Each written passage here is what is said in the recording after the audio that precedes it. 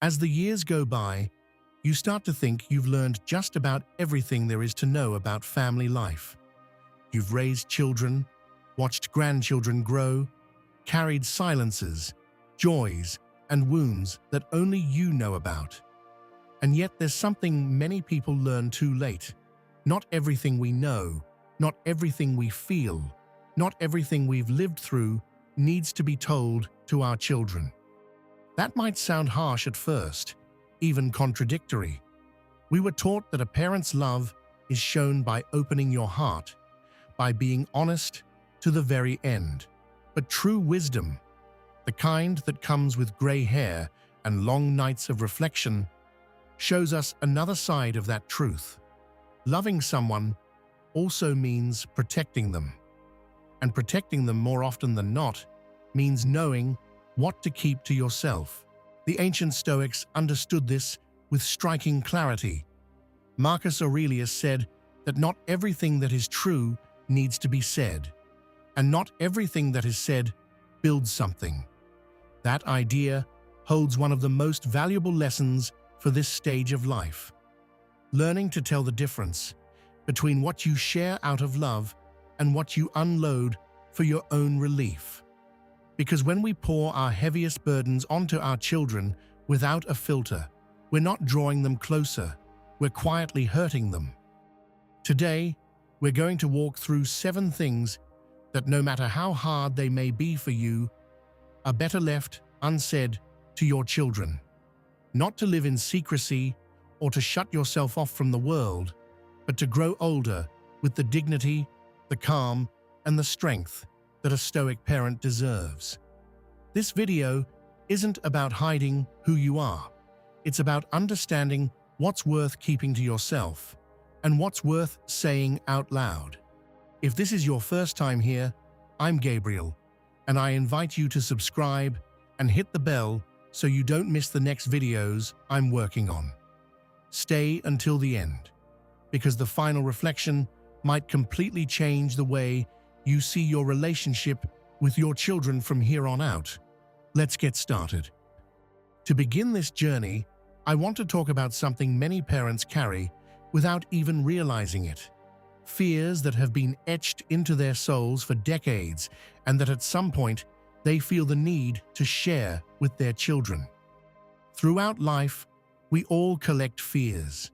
Fear of poverty, fear of illness, fear of loneliness, fear that life won't be enough for everything we dreamed of. Some go back to childhood, others we built up through the blows life dealt us. And there comes a moment, especially after 60, when we feel the urge to talk about them, to warn, to tell our children, be careful, because I went through this, and I don't want the same thing to happen to you. But there's something important you need to understand. When you hand your deepest fears over to a child, you're not giving them advice. You're transferring a weight they didn't choose, a weight that isn't theirs to carry, and one that often begins to shape their decisions in quiet, invisible ways. A fear of yours, spoken with intensity and repeated over the years, can become a fear of theirs. And just like that, without meaning to, you end up building in your child the same prison you were trying to escape. Seneca put it with remarkable clarity: we are more often tormented by what we imagine than by what actually happens. Think about that for a moment. Many of the fears you carry today may have never come to pass. Many of the disasters you anticipated in your mind, life sidestepped through paths you never could have imagined. And yet, those fears took up an enormous space inside you for years. Do you really want your children to inherit that same weight? Picture a man who has spent his whole life walking with a backpack full of stones. Each stone represents a fear, a worry, an anxiety. Over the years, that backpack became part of him. One day, with the best intentions in the world, he calls his son and hands him one of the stones, saying, "Here, hold on to this so you stay safe." Then another and another. His son, out of love, accepts them. He starts carrying them. But those stones were never his. They never were. And yet now he carries them, and his path through life becomes slower, heavier, more fearful. That's what happens when we share our fears as though they were absolute truths. We're not warning anyone, we're conditioning them. And the worst part is that we often do it seeking relief, wanting someone else to share the weight we carry without realizing that someone shouldn't be our child. Stoicism invites us to take a different approach. Instead of unloading our fears outward, it asks us to look at them inward, to ask ourselves, where does this fear come from? Is it really grounded in something I can control? How much of it have I fed myself over the years? Epictetus said that some things are within our power and some are not, and that inner peace comes precisely from learning to tell the difference. Many of the fears you still carry belong to that second category. Things you cannot control, and yet they live inside you as if they were yours to keep. This doesn't mean you have to keep everything silent and weather your inner storm alone. Quite the opposite. It means there are wiser places to work through those fears. You can write them in a journal, talk them over with a friend your own age who has walked similar roads, seek out a space for reflection, even a professional one, if needed. You can sit in silence, look at them head on and say, "You no longer define me." But pouring them onto your children, generation after generation, isn't love. It's passing pain down the line. Think for a moment about your own life. How many of the fears you carry today are truly yours? And how many did you receive from your parents, your grandparents, people who also carried them for decades? Many of us have lived entire lives with borrowed fears, without ever stopping to ask whether those worries had anything to do with our own path. And now you have the chance, in this wise stage of life, to break that chain, to be the link that decides not to pass the burden along. Staying quiet about certain fears isn't hiding or being dishonest. It's an act of deep, quiet, mature love. It's saying, without words, "I carried this, but you don't have to." It's understanding that your children already have their own challenges, their own fears, their own storms to weather, and they don't need yours added to the load. Marcus Aurelius reminded us that a wise person strives to leave the world a little better than they found it.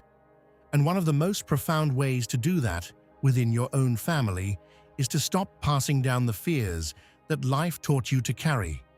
Let your children see you as strong, not because you never felt afraid, but because you learned not to let fear become the inheritance they receive from you. So today, I invite you to ask yourself honestly, which of my fears have I been sharing too freely with my children? And which ones can I start working through on my own, quietly, so I stop handing them down? That inner work is one of the noblest forms of love, both for yourself and for your family. Because shielding them from a weight that was never theirs is also a way of telling them, without a single word, how much you love them. And that idea of protecting without needing to say everything opens the door to something even more intimate, something that often surfaces in the quiet of night, when the world goes still and the mind starts replaying life. I'm talking about regrets, those decisions that, seen through the eyes of experience, look different now. The opportunity you didn't take, the job you accepted without enthusiasm, the relationship that went on longer than it should have, the word you said that still echoes, the moment you chose fear over courage. Everyone, absolutely everyone who has reached this stage of life carries a quiet list of regrets. It's part of having truly lived. But here comes a very human temptation to talk about them, to sit down with a child and say, "If I had known then, what I know now. If I hadn't made that mistake, everything would have been different. I wasted years because I didn't have the courage to do this or that. We feel that by sharing them, we're passing on a lesson, sparing our children the same painful road. But often, what we're actually doing, without realizing it, is unloading onto them a weight that only we can process.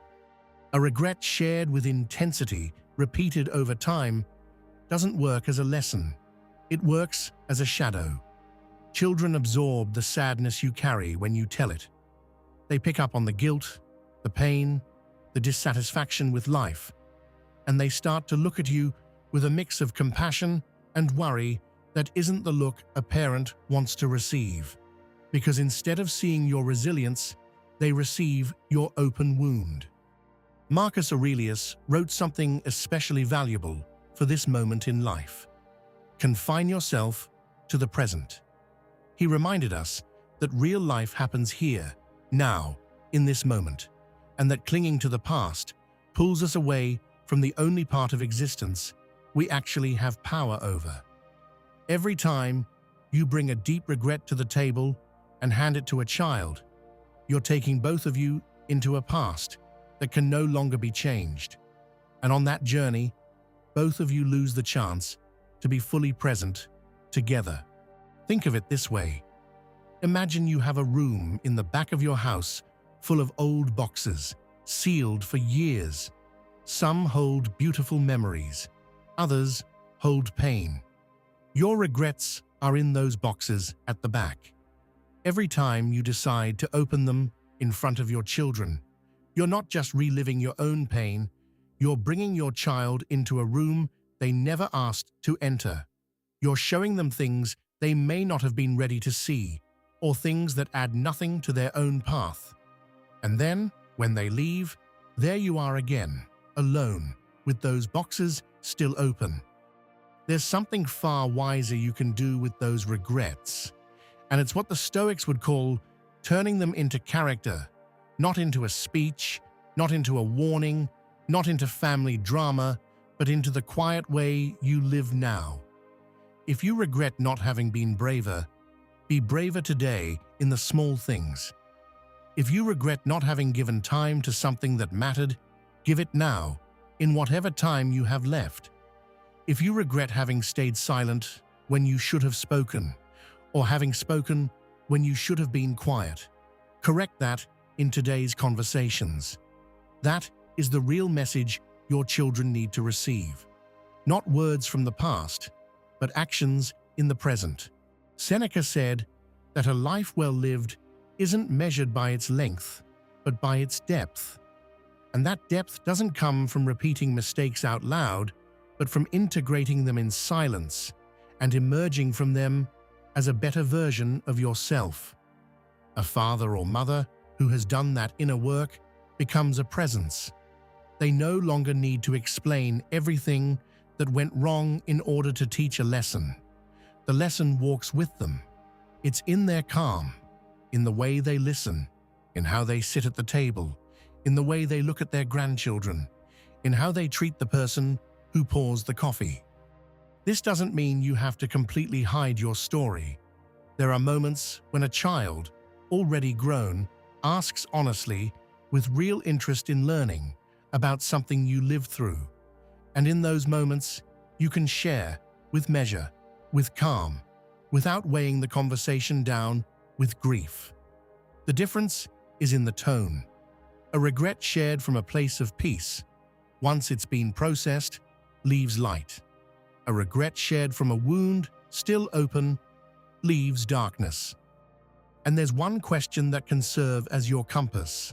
Before sharing a deep regret with a child, pause for a moment and ask yourself, am I saying this so they learn something useful, or so I feel a little lighter for having said it? If the honest answer leans toward the second, maybe that's not the right conversation to have with them. The Stoics understood well that some things are worked out in the quiet dialogue with oneself, on paper, in reflection, in contemplation, and not at the family table. Remember that your children, even if you still see them as your kids, have their own lives now, their own battles, their own silences. They already carry plenty.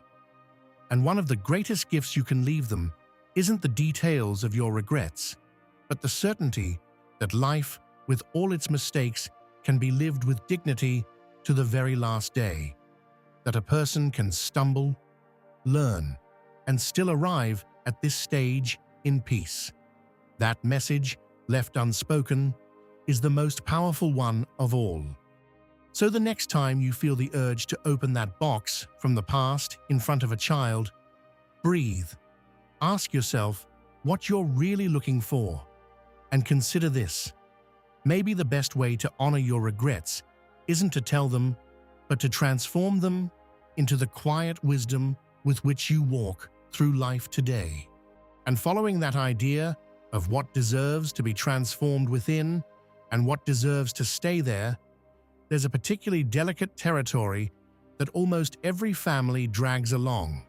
Old conflicts, ancient arguments, the grudges that built up with siblings, cousins, in-laws, aunts and uncles, grandparents, and that today, in many cases, are still alive inside you even if the people involved are long gone. We've all lived through those stories.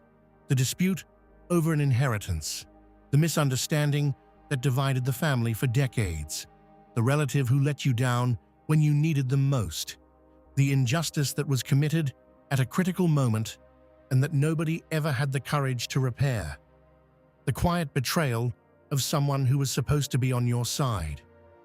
Every family has its own scars, its own chapters that never get brought up at gatherings, its own loaded silences. And as time goes by, it becomes very easy to feel the need to tell your children all of this, to make sure they know who did what, who said what, who was there when they should have been, and who wasn't. You feel they have a right to know the truth, that it's part of their story, that they need to be aware. But this is exactly where Stoicism invites us to pause and think carefully, because there's a big difference between family history and family resentment. And what we often think we're passing on as information, we're actually passing on as a side to take. When you tell a child, in detail and with emotional weight, all the conflicts and grudges from the past, you're putting them in a very uncomfortable position.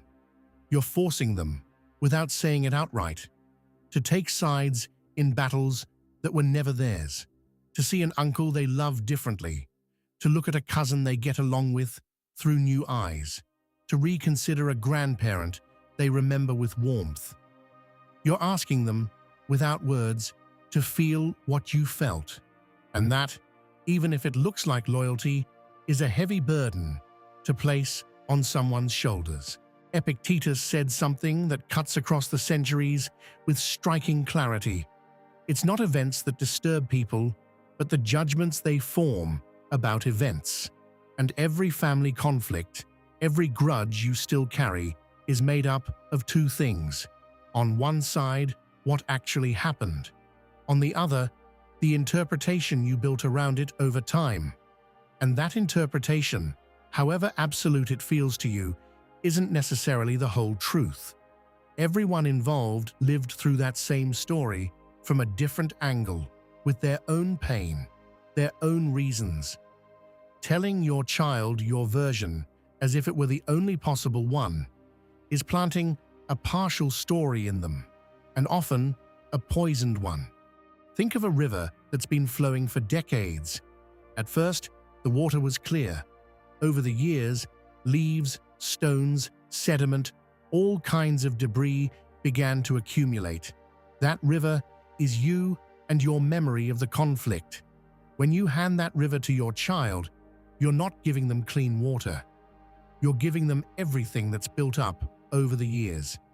And they, without having lived through any of those moments, are forced to drink from it, to form opinions, to feel things about people they may have experienced very differently.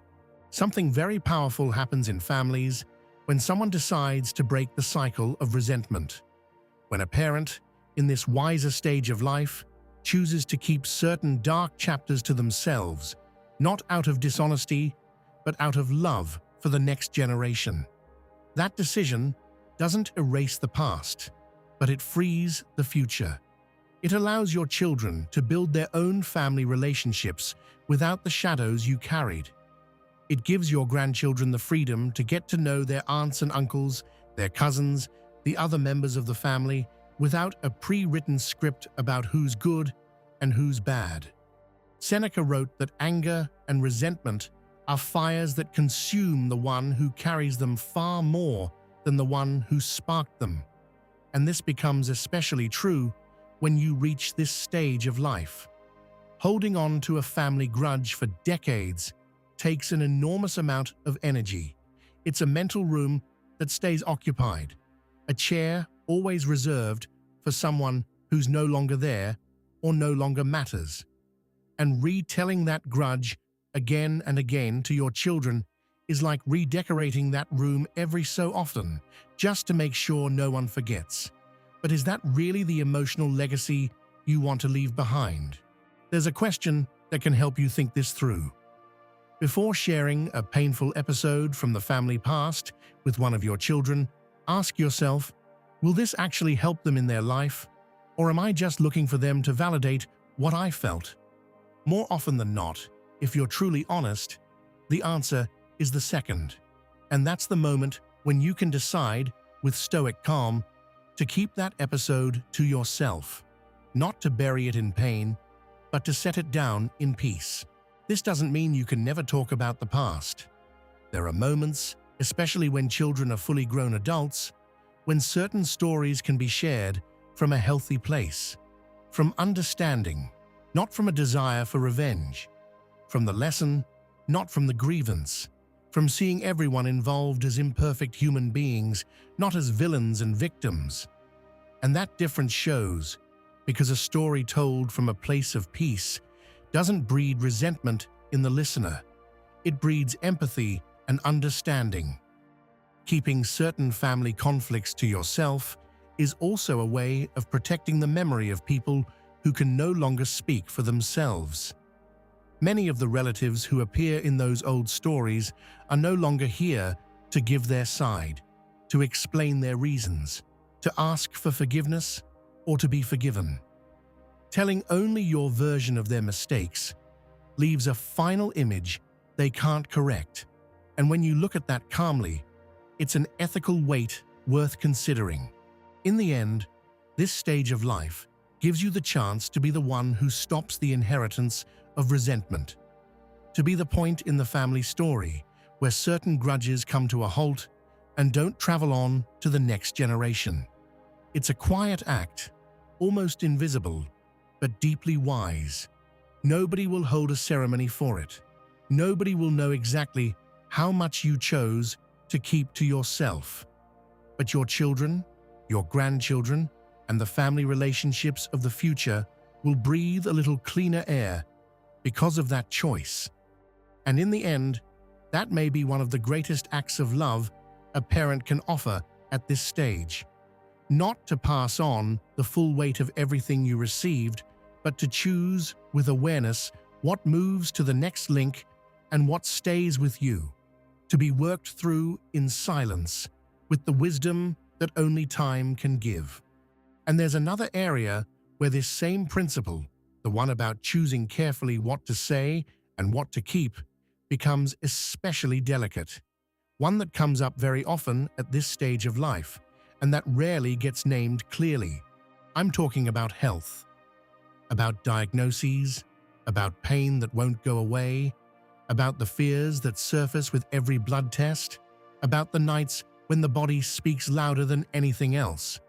When you reach your 60s, the body starts to develop its own vocabulary, and that vocabulary is often hard to hear. And it's completely human to want someone else to hear it with you. The problem isn't in keeping your children informed about your health. Making sure they know what they need to know is part of an honest and mature relationship. The problem shows up when information turns into a release valve. When every conversation begins or ends with a detailed account of yesterday's pain, this morning's dizziness, the new symptom that appeared this week, what the doctor said, what they didn't say, what you might have, what you might lose.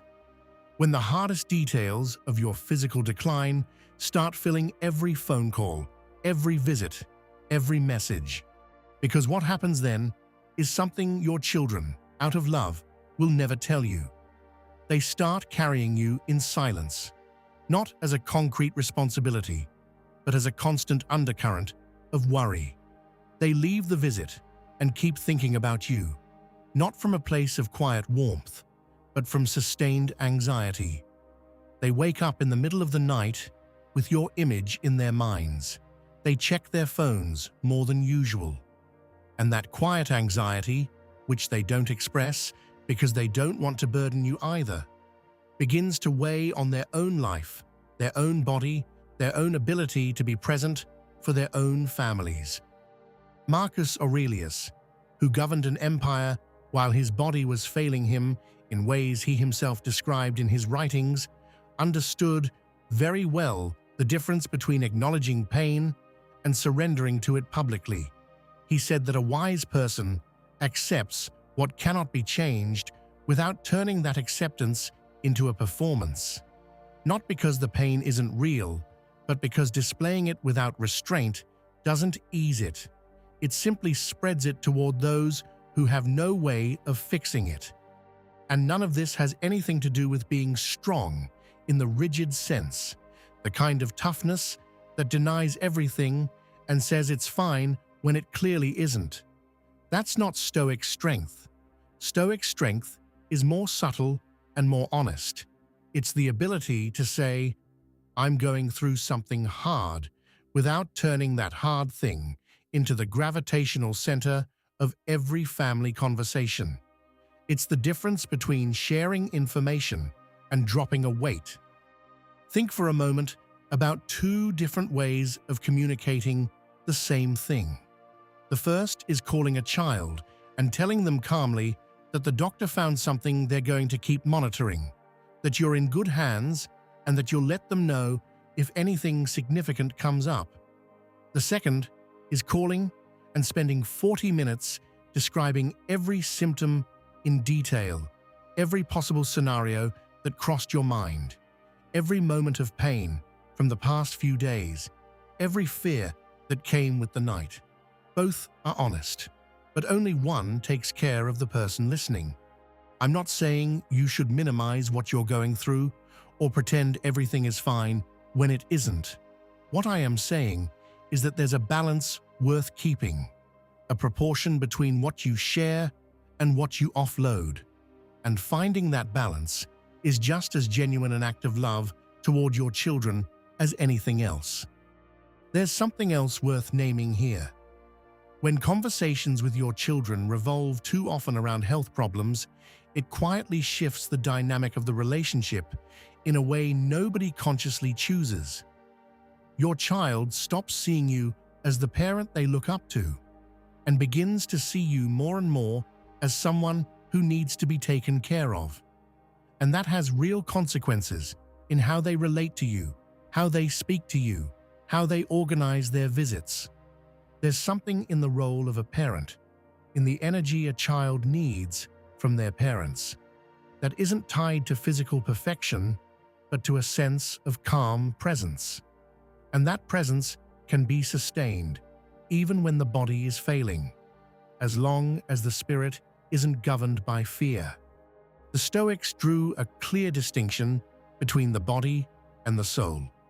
They believed the body was subject to nature, to time, to wear and tear, and that this was both inevitable and beyond anyone's control.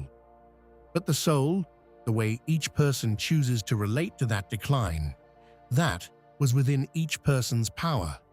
Seneca wrote about illness with a serenity that was striking, not because he didn't feel it, but because he had decided that illness was not going to set the tone for his days or his relationships. That is what your children need to see in you. Not that nothing ever hurts, not that you're invulnerable, but that you can look squarely at what you're living through and still sit down at the table with them from a place that isn't fear. That you can talk about your health with measure, with clarity, with whatever information is necessary, without turning every encounter into an emotional waiting room. There's also something we often overlook. The way we talk about our own health doesn't only affect our children, it affects us. When we repeat with frequency and intensity everything that hurts and worries us, we make it larger. We give it more space in our own minds. We make it more real, more central, more defining. On the other hand, when we choose to speak about it with measure, when we also focus on what still works, on what we can still do, on what still brings us joy, that choice has a real effect on our own experience. It's not wishful thinking. It's how the mind works. It tends to expand whatever it's fed. So the invitation today is this. Take a look at how you've been talking to your children about your health. Not to go quiet or to pretend, but to ask yourself whether there's a calmer, more measured, more loving way to communicate what you're going through. A version that keeps them informed without weighing them down. That includes them without overwhelming them. That invites them to walk alongside you without planting an anxiety in them that takes root and doesn't leave. Because taking care of them also means not asking them to carry the weight of your fear. And at this stage of life, that is one of the deepest forms of love a parent can offer. Now, when it comes to things that cause unintended harm, there's one in particular that deserves especially careful attention, because this one, unlike the others, isn't always felt as hurtful in the moment it's said. On the contrary, it often comes across as a completely innocent observation, even an affectionate one. I'm talking about comparing your children to each other. Your brother never misses a Sunday call. Your sister came by last week and brought me everything I needed. If you were more like your older brother, he never gives me any trouble. At least one of my kids cares about me.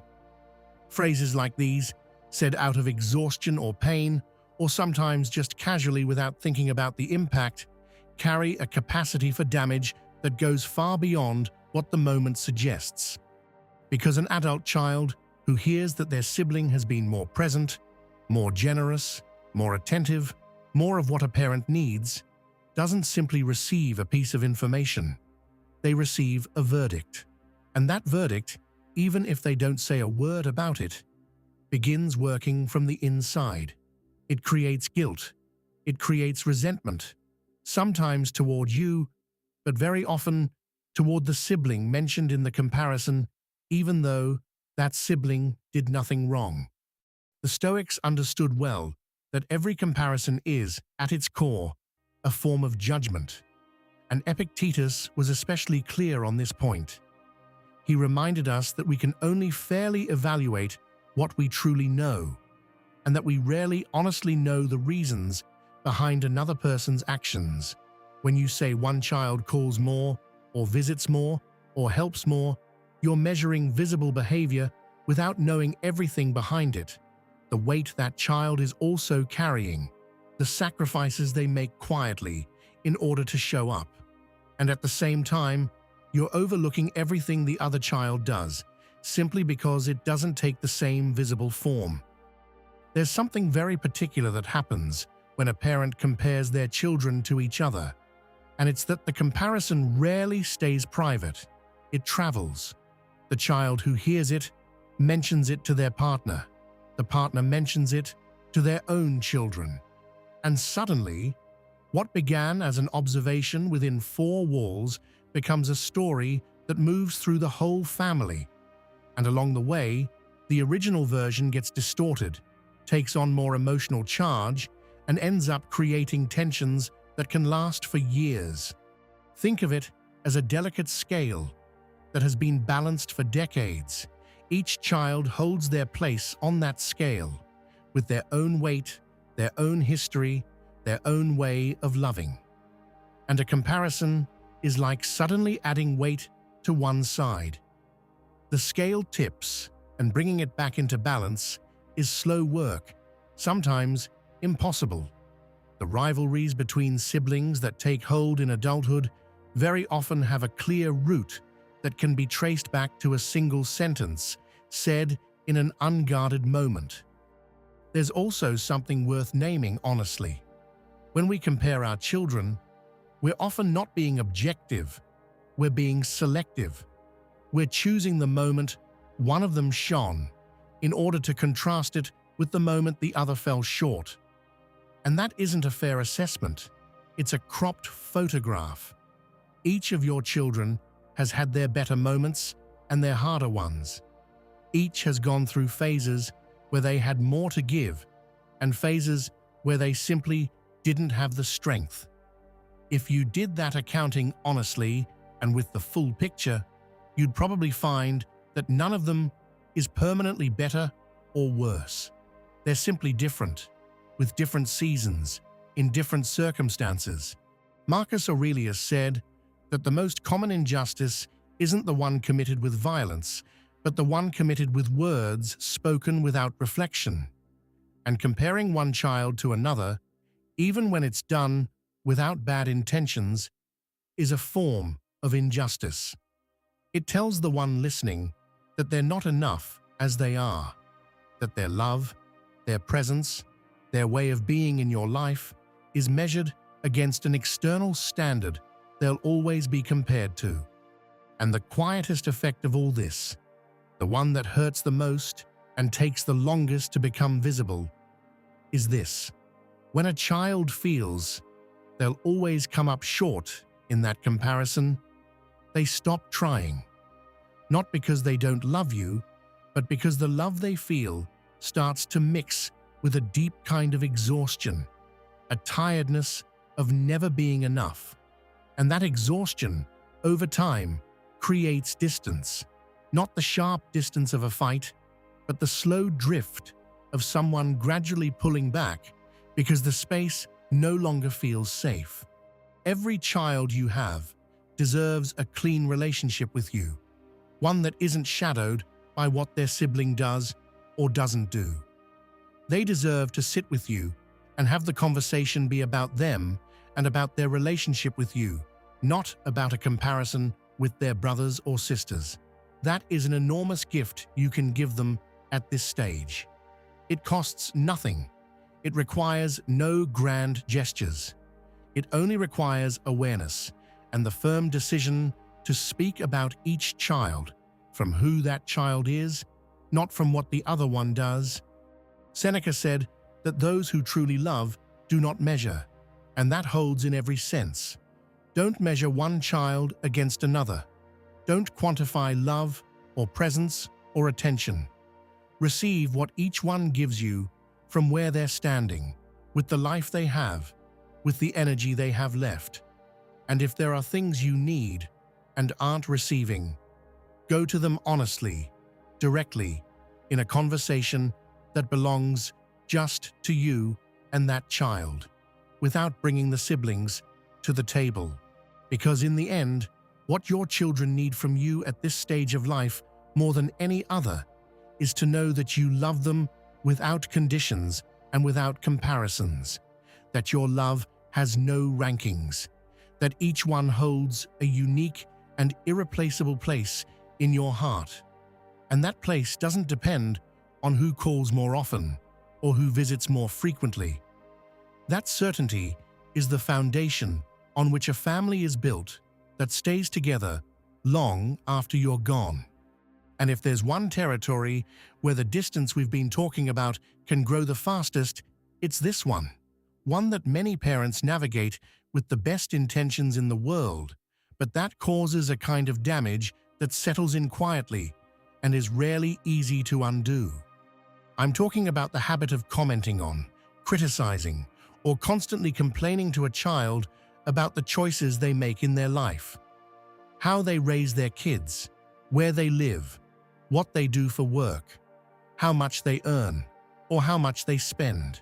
And above all, the most sensitive of all, what their partner is like, what they do, what they don't do, how they talk, how they behave around family, whether they're the right person or not. It starts in small ways, almost undetectable. An offhand comment about how the daughter-in-law cooks, or about the son-in-law who never seems quite comfortable at family gatherings. An observation about how your child spends their money, or about the way your grandchildren are being raised. A sigh when mentioning that things could be different. And because these are small comments, they don't seem to carry much weight, but they accumulate. And over time, that accumulation starts to build something nobody consciously chose: a wall. Epictetus said, "We must draw a very careful line between what is ours to concern ourselves with and what is not." And the life of an adult child, including the person they chose to share it with, is not yours to manage. It belongs to them. That's a truth that's hard to accept when the love you feel is so strong it makes you believe you always know better. But the love your child needs at this stage isn't the love that corrects. It's the love that walks alongside. There's something that happens inside a child when they hear frequent criticism of their partner, and it's worth understanding clearly. That child has to live with that partner. They love them. They chose them. They have children with them. They've built a life together.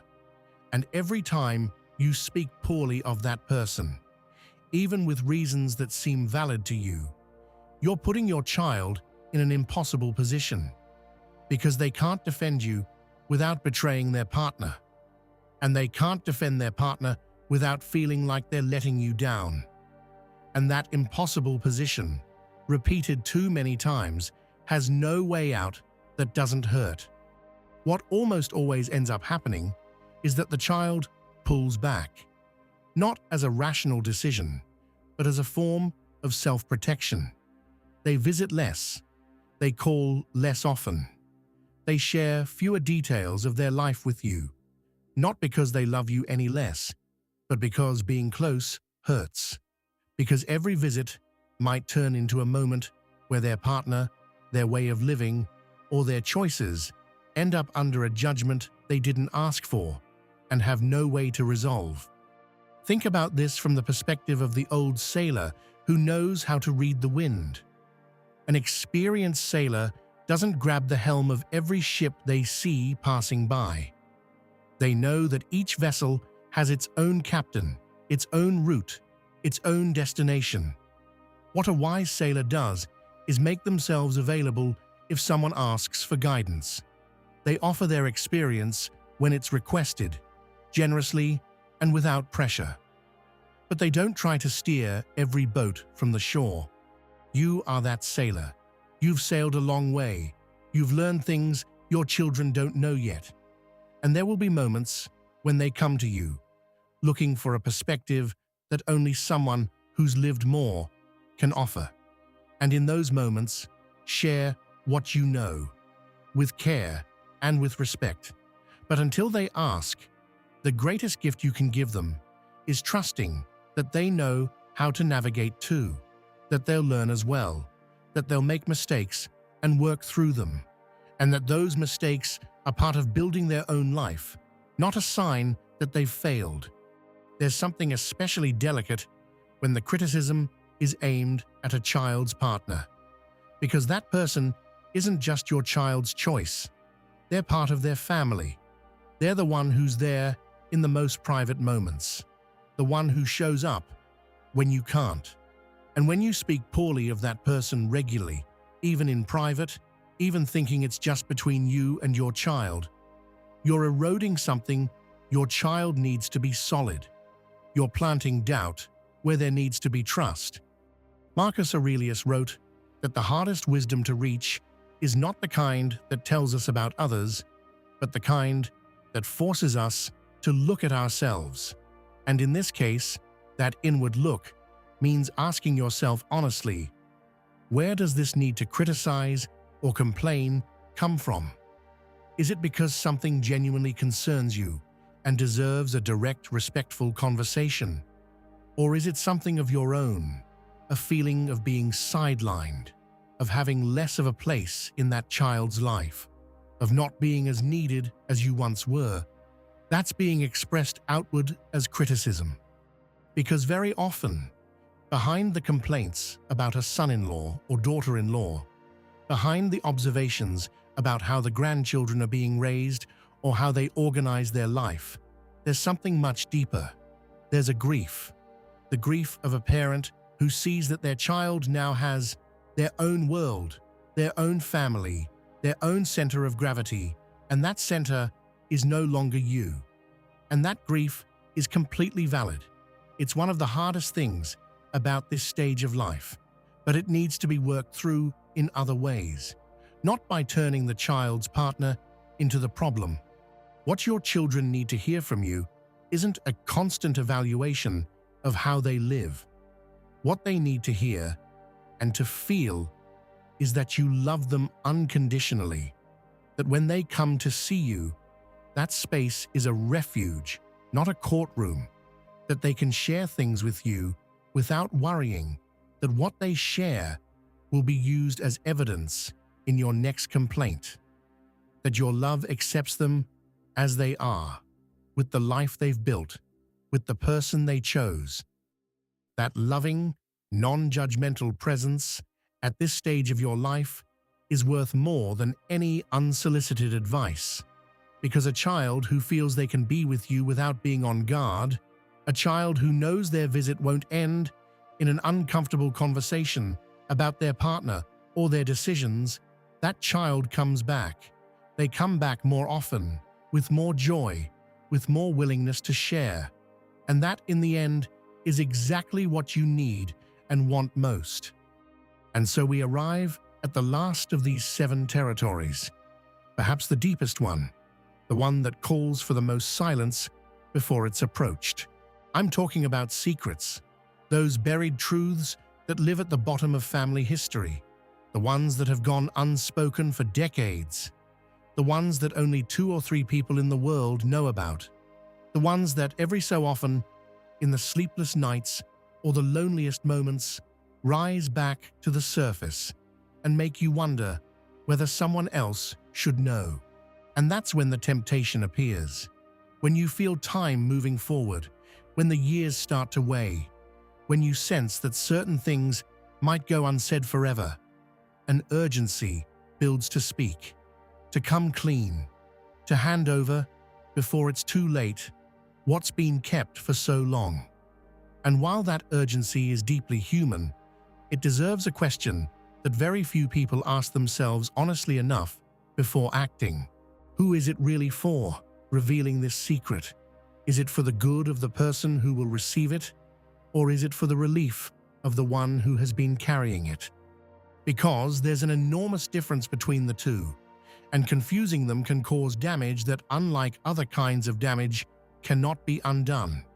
A secret revealed is a burden transferred, and depending on what that secret contains, it can completely change the way a child sees their past, their family, even their own identity.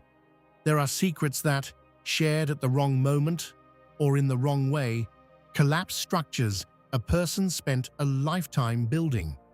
Truths about someone's origins, about past infidelities, about decisions made in the dark that affected people who never knew. Revelations that can't be taken back once they're out. Seneca said that a wise person does not speak out of their own need, dressed up as honesty for someone else's benefit. And this distinction is essential when it comes to secrets. Honesty has unquestionable value.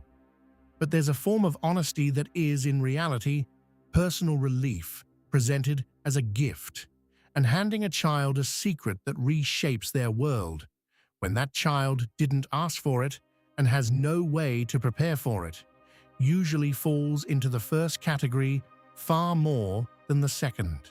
Think about it this way. Imagine you've been carrying a very large stone in your pocket for 30 years. That stone is heavy, uncomfortable, sometimes painful to carry, and one day you decide you no longer want to carry it alone. You call your child, place the stone in their hands, and walk away. You suddenly feel lighter, but they now hold a stone they never knew existed, one they don't know what to do with, one they can't give back, and one they'll have to carry for the rest of their life. That's what happens with certain secrets revealed without proper care. This isn't a call for permanent concealment. It's not a defense of living with lies. There are secrets that do need to be told, that protect someone, that make room for a necessary conversation, that open doors that would otherwise stay shut forever. There are truths that, once thought through and digested, can be a genuine gift. The key is honestly telling those apart from the truths that simply seek to ease a burden you've been carrying. Marcus Aurelius wrote that a wise person examines their motivations before acting, because action born from impulse rarely serves another person's good. And revealing a secret that's been kept for decades is rarely an innocent impulse. Behind it, something is moving, something is searching, something has a need. It's worth understanding what that something is before acting. There are questions that can help you through that process. What changes for my child when they know this? Does it change something in their daily life, in their relationships, in their sense of who they are? Or does it simply change their knowledge of a story that can no longer be altered? Do they have the emotional tools to receive this right now? Is there someone who can be with them as they work through it? Am I thinking about them, or am I thinking about myself? The answers aren't always clear. There isn't always one right answer that applies to every situation in the same way. But asking those questions, honestly and without rushing, is already a deep act of love and genuine responsibility. And there's something else worth saying. Some secrets don't belong only to you.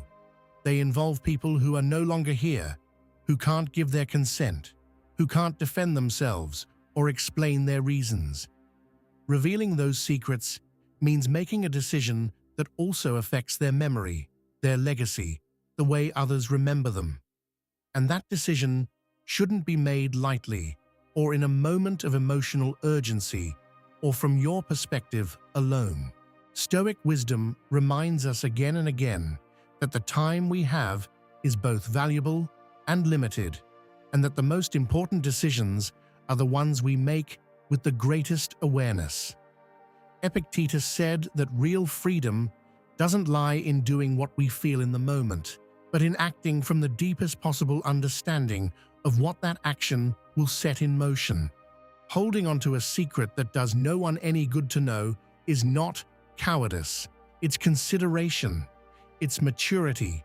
It's the decision of someone who understands that protecting the people they love sometimes means carrying certain things alone until the very end.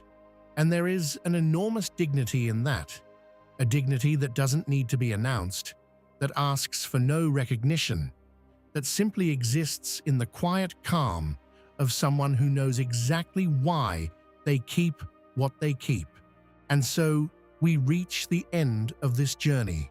7 things that, shared without enough awareness, can hurt the people we love most.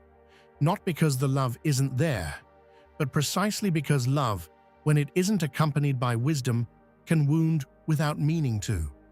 And what we've explored today is not an invitation to total silence, but to a chosen silence, to a measured way of speaking, to a way of relating to our children that honors both what we feel and what they need. Today, we've walked a path that isn't always easy to travel. Talking about what we hold back, what we carry quietly, what we choose not to say, requires a kind of honesty that goes far beyond words. It requires looking inward with the same clarity we use to look at the world around us. And what we've found along the way isn't a list of things you're not allowed to do. It's something much deeper. It's the understanding that loving well, at this point in life means telling the difference between what we say to lighten our own load and what we say to build up the person receiving our words. It means understanding that there are ways to protect a child that don't require sacrificing yourself, but rather the wisdom to choose what enters the conversation and what stays outside it. It means accepting that some things are better worked through in silence, in writing, in quiet reflection, than poured out onto the people we love. The Stoics taught us that the hardest virtue to reach isn't courage on a battlefield. It's the virtue of governing yourself, of choosing in every moment the response that comes from a centered place rather than from impulse. And that virtue, that ability to pause before speaking and ask yourself who you're really speaking for, has no age limit. It can be cultivated at 20, and it can be cultivated at 70. And when it's cultivated at this age, it carries with it all the richness of a life fully lived, of mistakes made whole, of love that has grown deeper with time. None of this is about pulling away from your children or becoming someone distant and emotionally shut down. It's quite the opposite. What's being offered here is a closeness that is cleaner, more honest, and more lasting. The closeness of someone who knows how to share without unloading. The presence of someone who arrives at every meeting as a gift rather than an urgency. The love of someone who has learned that protecting is also a way of giving. My name is Gabriel, and if this is your first time on the channel, I invite you to subscribe and hit the notification bell so you don't miss any of the upcoming videos. And if you've made it this far, you already know what that means, that you take this stage of life seriously, that you don't settle for just anything, that you're looking to live with awareness and with purpose, and that deserves all the recognition in the world. To find out who made it to the end, I'd love for you to leave the phrase, "I love with wisdom," in the comments, and tell me which country or city you're listening from today. I'd love to read your response and know who's on this journey with me. Before you go, if you know someone who's going through this stage of life, a father, a mother, a close friend who might need to hear these reflections, share this video with them. Sometimes the right words arrive at exactly the right moment, and you can be the one who brings them. See you in the next video.